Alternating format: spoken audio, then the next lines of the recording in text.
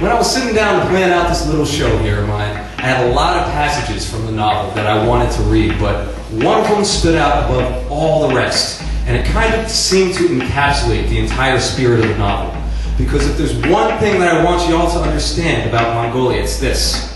In a land this ancient, you have to believe in angels, and devils as well. Because if you don't, they'll kill you anyway. And so, without further ado, I present to you, performed for your pleasure or terror, direct from the pages of the Soft Exile, the story of the Mongolian Death Worm.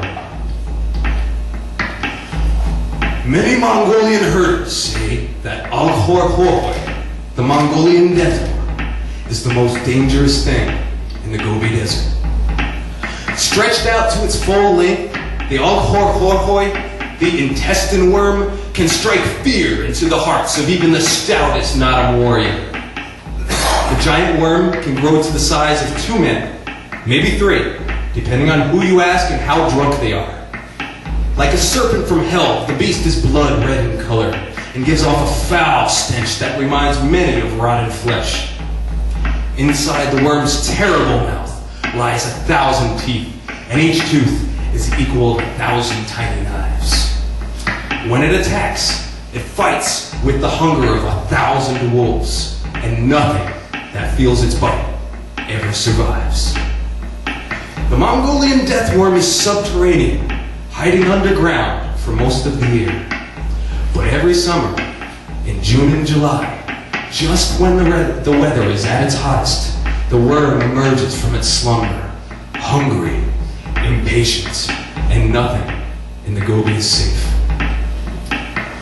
Many more respectable witnesses call the death worm a local myth, a product of a fantasy-prone and backwards culture. They call it Bigfoot, or the Loch Ness Monster, or El Chupacabra. But get a couple of vodka shots into a herder and he'll tell you different. Some say that death worm can change its color like a chameleon and sneak up on its prey concealed within the shifting sands. Others insist that the worm can spew forth a corrosive acid attack from its mouth, spraying any doomed creature within a 20-foot radius. Still others attest that the beast can give off a killer electrical discharge, just like an electric eel, or that the worm can kill by mere thought alone. Nobody knows who's right. Maybe they all are. Some say the the Mongolian embodiment of death, is a rolling incarnation of the old ways, a reminder of our own fragile mortality. Some even say that the beast can appear in one's dreams. Some say this, some say that, and some are merely content to sit and listen to the tales get out of hand once again. But everyone agrees on one thing.